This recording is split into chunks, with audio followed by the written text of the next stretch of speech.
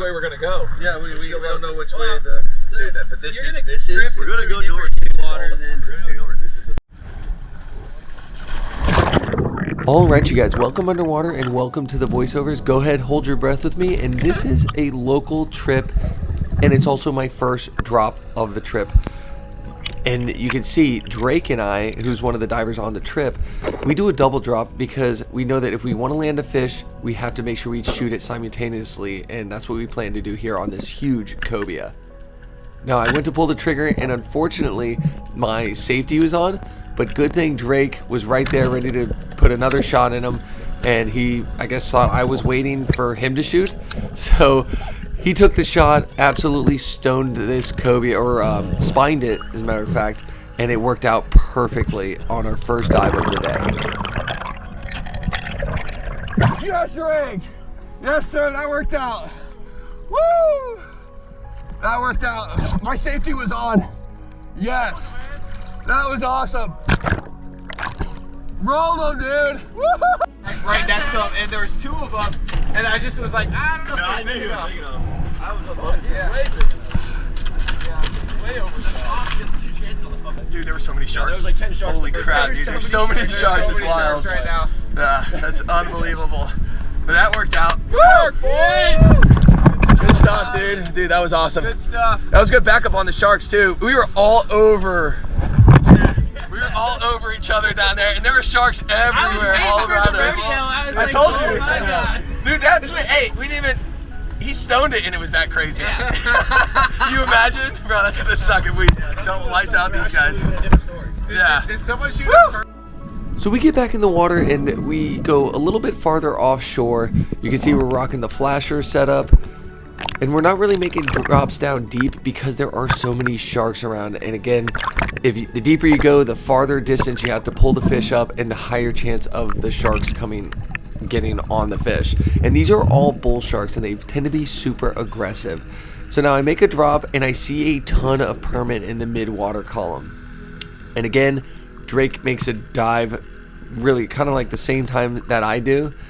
And I'm down there at the top of this wreck and see all these permits super far off in the distance, but there's just a ton that just start coming in, and I'm being very selective. I honestly, these are really big, like decent sized ones, and that's not really what I'm looking for. I'm looking for a tiny one. I'm looking for a small one. There's Drake. You can see him kind of fending off the bull shark, and the reason that I'm going for a small one is because I don't want to have to fight a huge one and have a high chance of the sharks getting it. So a smaller one breaks away from the structure, comes right into me. I was trying to go for a stone shot, but I just ended up getting a headshot. I grab him. Spencer, who's another diver with us, made a drop, comes right next to me, helps me horse this thing up, keeping our heads on swivels, looking around, making sure sharks don't come in. They do come in, but it's after we get the fish all the way to the surface immediately.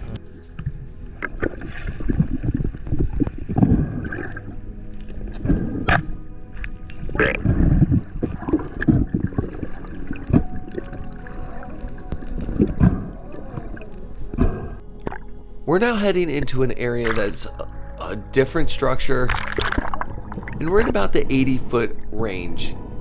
So Drake goes ahead and gets his subnado out, and this is the beginning of a couple of really epic dives, so do not go anywhere. Go ahead and hold your breath with this countdown timer, and Drake is going down with this sea scooter, and he can hands-free equalize, so he doesn't have to pinch his nose to clear his ears to make a drop, which makes it really convenient, especially using this subnado. Now, the subnado does have the option to strap it to your arm, and that does give you an extra free hand to equalize, and that's really what I do. But Drake doesn't need that. He's just kind of scootering around this wreck, seeing if a snapper, cubera, dog snapper, something pops its head out. And you can see how much ground he covers with this scooter. And the best part is he's not kicking or exerting really hardly any energy whatsoever. But he scours this entire thing, and we decide, you know what? There's really not a whole lot here, so let's go to another wreck. It's going to be very hard to hit. It's going to be difficult. It's going to be deep, but it might be worth it in the long run. So we're about to hit some extremely tough diving here soon. We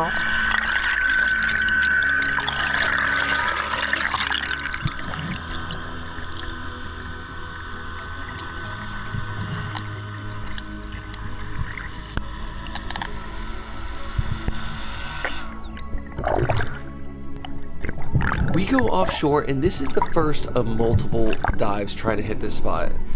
This area we're at is really deep. It's a small spot, but if you get on it, if you hit it right, it holds fish. So we're kind of going off of GPS. We're really, you know, trial and error. And if we miss the mark, I mean, you're hoping to hit a little 20-foot area, and the current is moving about 7 miles an hour, and it takes you a while to get that deep. So it's just a lot of factors that make it really tough to dive this one spot.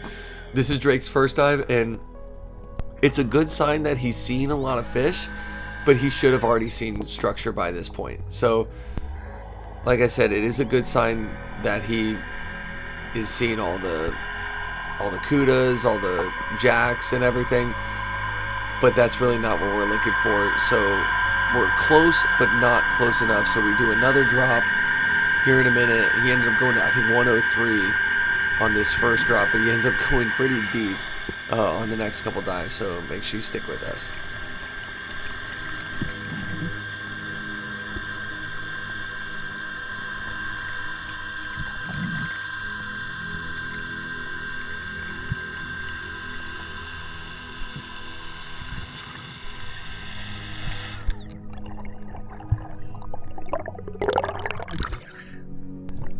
Here we go, yet another dive, and what we're trying to do is we're hopping in the water, and my dad is running up ahead of the current and trying to park the boat right on top of the wreck, because he can see the GPS. He knows where the wreck is.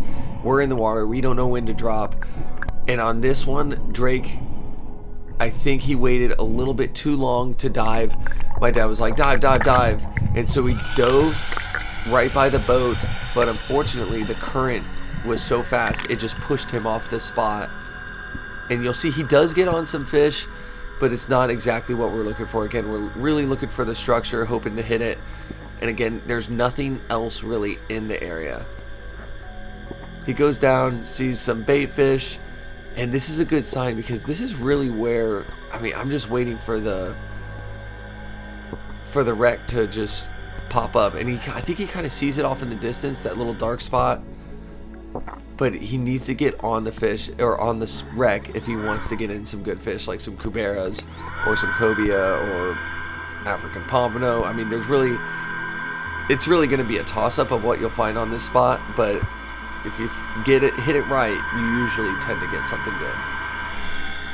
But this was another failed attempt, but it's not a failure, just a little lesson in knowing that we need to pinpoint it a little bit more perfect to make sure we have the perfect drop. And third time's a charm, so don't go anywhere. This next dive is pretty wild.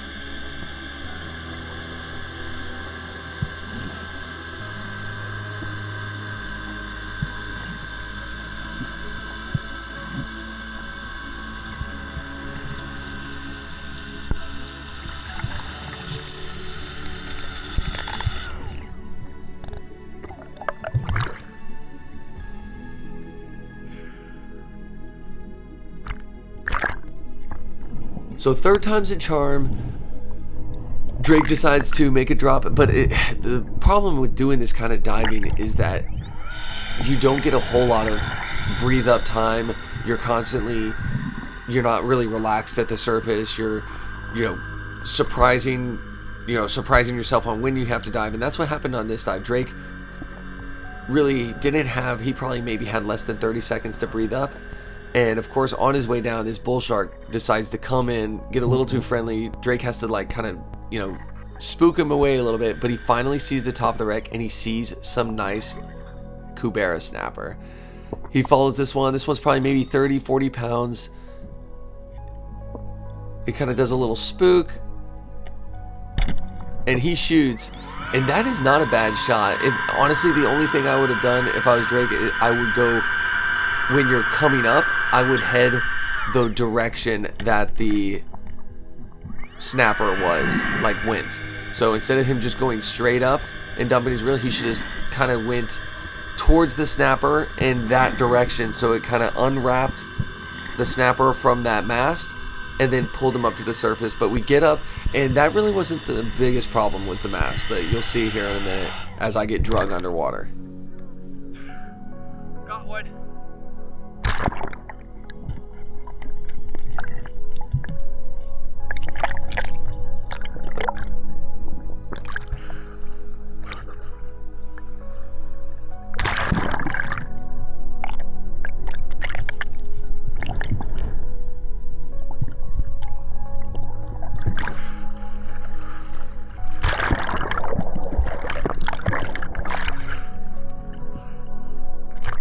So this fight just plays out, and I'm kind of like getting it's loose, and then all of a sudden I get drug underwater, and I'm trying to fight this fish. I thought it was current, but I'm just kind of tugging, and then it goes free, and then I start pulling, and then all of a sudden something pulls back extremely violently, and which isn't a good sign. I was honestly thinking it was just the current, but it was a mix of the current and something else tugging on the line, and you'll see once we get this rope up to this, or once we get the spear up to the surface, what really happened.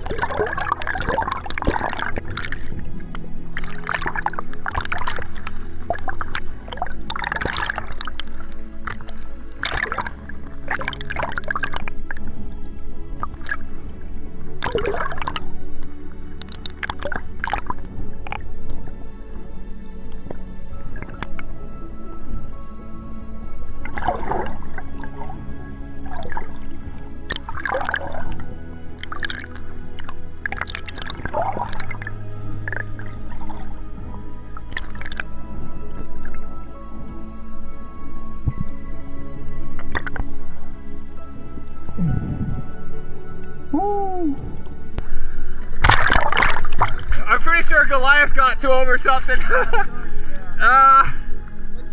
A cobia.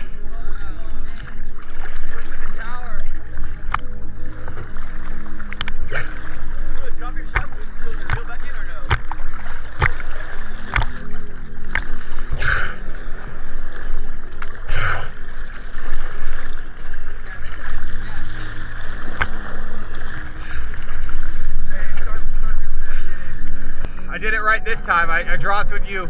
Well, I kind of went up current a little bit to stop myself from drifting back. As soon as you start going down, you're gonna start drifting back. Yeah. There was two of them down there. Yeah. How big? Big one?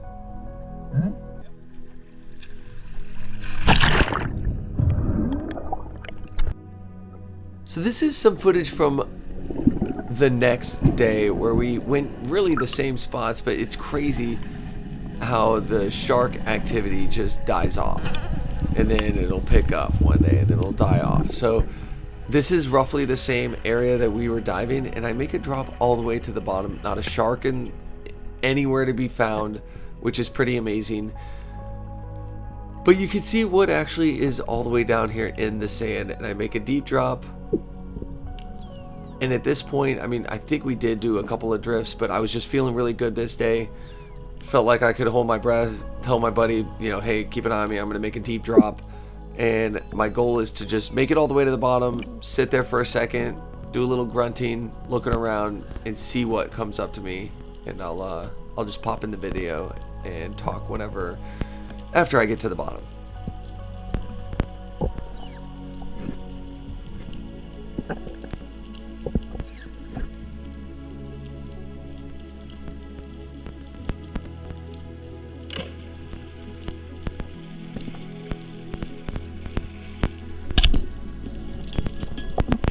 So just going to the bottom, you can see that created the curiosity of that mutton coming into me. Took a long shot, just clipped him with the slip tip, and was able to secure a mutton for the day. This was the first fish of the day, so I knew we were going to at least have dinner. And just something to keep in mind when you're making these deep drops like this, you have to be conscious of the current. So just know that it's going to push your buddies a little bit down current, so you don't want to spend a whole lot of time down deep, especially when you have that moving current like that.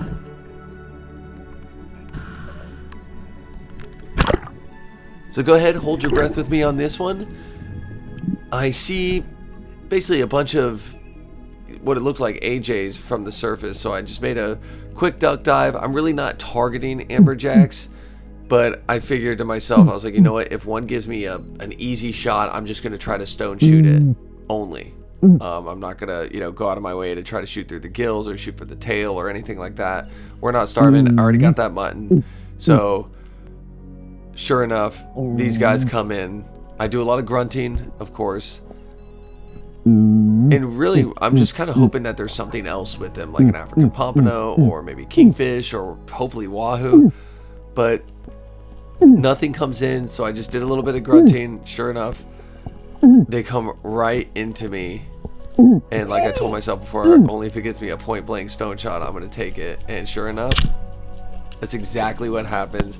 I hit that little stripe right behind the eye, and you can see the fish coming up right now. You see that little stripe? If you hit that right where my spear is, like I think probably 80% of the time, even more, it'd be a stone shot. So that made things really easy. Gonna have some smoked fish dip with that, and now I'm coming home with dinner and some dinner for the future and family.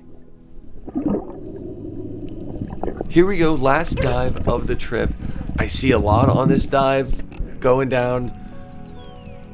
Again, I don't see anything, but I'm just maybe hoping something is cruising along the wreck. Like I said before, this place is actually teeming with life, but it's really not exactly what we're looking for. But again, just making sure we get dinner. It's a successful dive trip. And the current's kind of doing a funky little thing. It's, acting different than normal. But still, I mean, there's plenty of fish around. And this is kind of towards the end of the day, so I'm going to be a little patient. I'm not going to, shoot the first thing that comes to my mind, comes to me.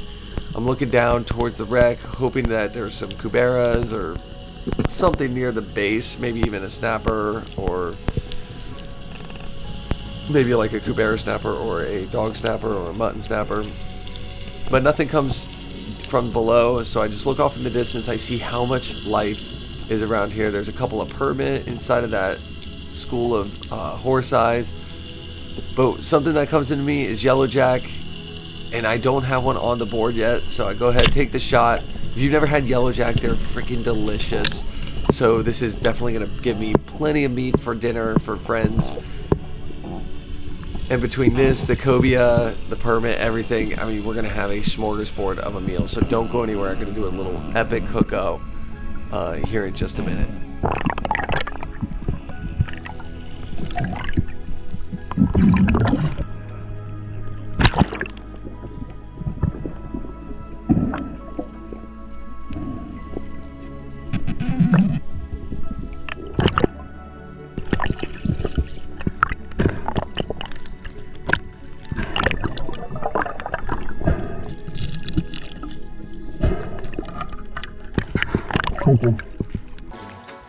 Alright, you guys, we are back at my place, and we're actually gonna do a little cook-up at my dad's house. We got John here. What's up? He was out there on the boat, and his wife is in there, my mom's in there. It's just us doing a little family friend dinner. So what do you got going on here? Well, I just put a stick of butter in the pan, let it melt down. I medallion up the cobia pieces, nice little thin pieces. Threw them all in there, threw in some blackened seasoning, just tossed it so it seasoned up each piece. And we're not really blackening the fish, we're just sauteing in butter with the blackened seasoning. So it's almost like a soft blackened. Yeah, it's like a blackening cheat code. It's probably gonna taste just like blackened fish, honestly. If you don't get that charred. A brownie. Oh yeah, you don't get like that crispy charred brown. Yeah, so you get the blackening season, like the spice, but not the. Like smoky. And you get that butter, dude. You get that butter juice. All right, then what is that? Some like. This is just the Mexican corn juice. Nice. We eating good. We eating good today. All right, we're gonna see how this cooks up. It's gonna be good. Hey, Mom. Hi, honey. How are you? Good. Are you excited about this? Are you gonna eat some? Yes. Okay, sweet. Well, What? This is not Secretera stuff. Yeah. This is not Secretera. She's such a Secretera When person. you had it, you don't want to get it. She got it. I don't know who gave it to her. I don't know who gave her the fish. I don't know. That was John. It was John's fault. It was on John's trip John was on. It was John. John. I was there. John said those tiger grouper are safe to eat. They were delicious. They were good. But it was not. Chowder was good. Yeah. Yeah. The chowder, I'm sure it was. Well, if we had That's why Mom ate so much. before, we never would have eaten it. Yikes. Freaking chowder because I picked the smallest head. It wasn't even 5 pounds. And then Jack, he got sick and he ate the fillets.